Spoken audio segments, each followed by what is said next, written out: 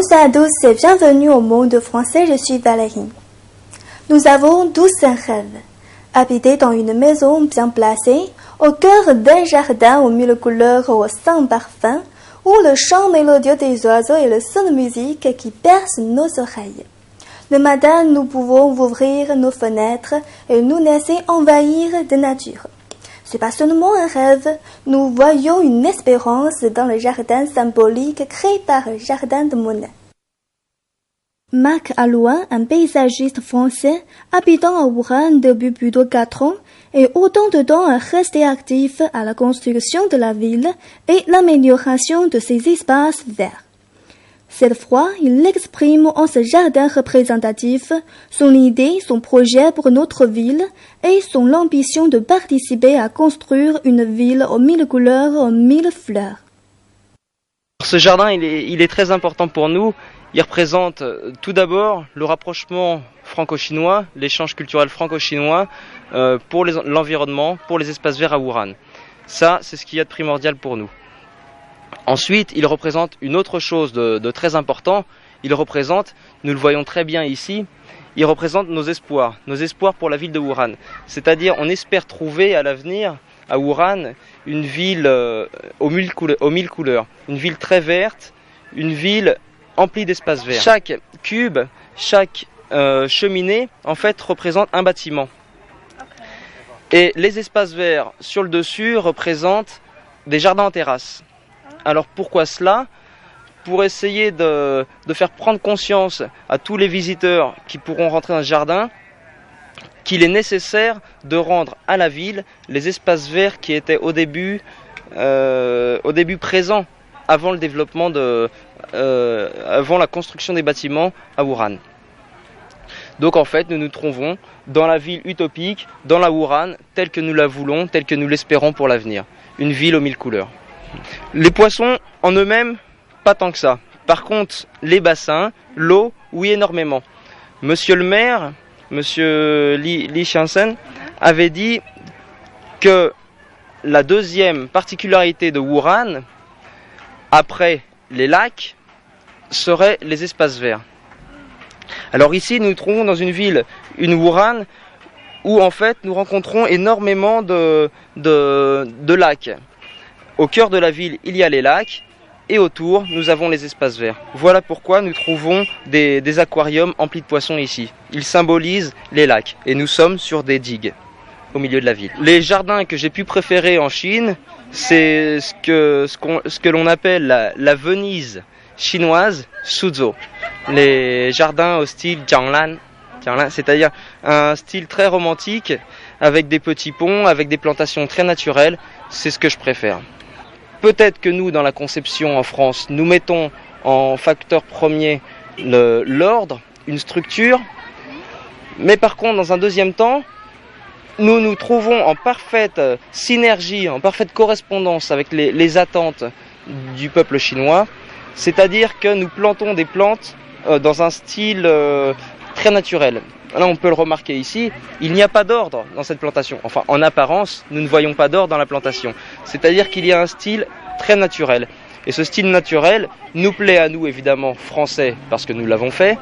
Et j'espère, je pense, qu'il plaira aussi aux visiteurs chinois. C'est-à-dire que le jardin français et le jardin chinois trouvent leur point commun ici. En effet, la culture des jardins en terrasse est millénaire. La première ville qui s'est distinguée par ses jardins en terrasse est Babylone. La reine Sémiramis, qui venait de la montagne, souffrait de manquer de verdure dans sa ville. Elle demanda au roi de lui construire une ville verte, d'intégrer des jardins suspendus. 3000 ans plus tard, nous ne voulons pas nous séparer de nos besoins de nature comme la reine Sémiramis, et nous espérons aussi que notre famille puisse habiter une ville verte. Ce tunnel a une signification profonde. Nous l'avons conçu pour traduire un concept qui nous tient à cœur. Ce tunnel, c'est le tunnel du développement. C'est-à-dire, étape par étape, la ville de Wuhan va se développer. Et à la dernière étape du développement, nous pourrons trouver une entrée dans la ville de nos rêves, dans la ville utopique, une ville aux 1000 couleurs.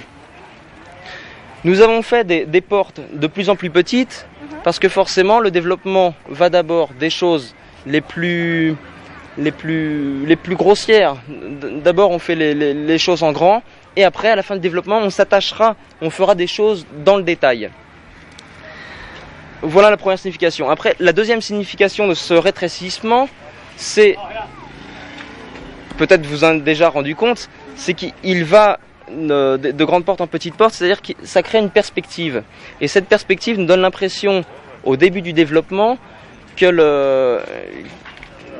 la phase de développement va être très longue. On ne peut pas dire quelle est la longueur de ce développement, combien de temps ça va durer.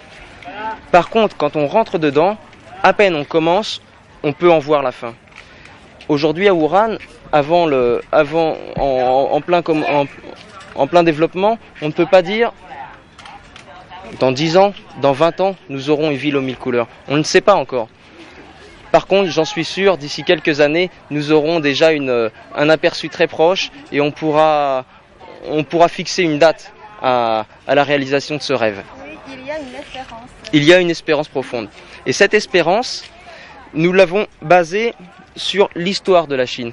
C'est ce que représentent ici ces bassins, ces monuments historiques de la Chine. C'est-à-dire que comment faire pour développer Wuhan, comment faire pour développer la zone de développement de manière durable? Nous pensons, Jardin de Monet, que ce développement doit être basé sur l'histoire, sur la culture chinoise.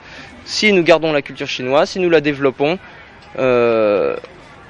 normalement, nous devrions parvenir à avoir une ville idéale. Monsieur le consul général de France à Wuhan et les officiers de commission de la zone de développement du lac de l'Est assistent à l'inauguration du jardin symbolique et le visitent ensemble avec au moins de 10 jours.